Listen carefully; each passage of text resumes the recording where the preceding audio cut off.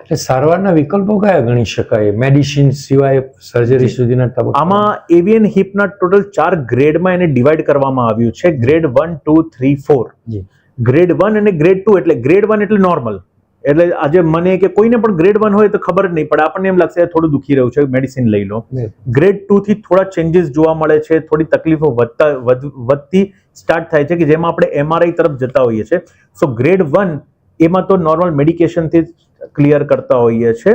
Grade 2 માં એક કહેવાય છે કોર ડીકમ્પ્રેશન, એટલે પહેલા જ હું બોલ્યો હતો કે જેમાં બ્લડ સપ્લાય બંધ થઈ જાય છે એને આપણે કહેવામાં આવે છે અવાસ્ક્યુલર નેક્રોસિસ ઓફ હિપ.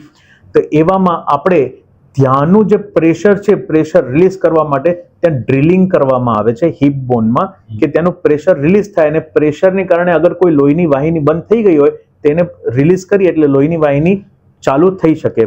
એમાં પછી આપણે કોઈ પણ પીઆરપી ઇન્જેક્શન્સ છે, બોન ગ્રાફ્ટિંગ બધું કરી શકીએ છીએ. આ બધું ગ્રેડ 2 માં આવે છે. જી.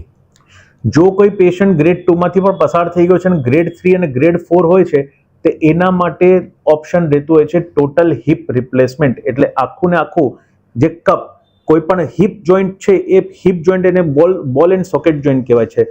બોલ એટલે બોલ જે હોય છે એને સોકેટ, એ આખું બોલ એન્ડ સોકેટમાં, એટલે હિપ બોલ એ સોકેટમાં ફરતું હોય છે. એટલે ટોટલ હિપ રિપ્લેસમેન્ટમાં બોલ અને સોકેટ બંને જ એને બદલી દેવામાં આવે છે. જી.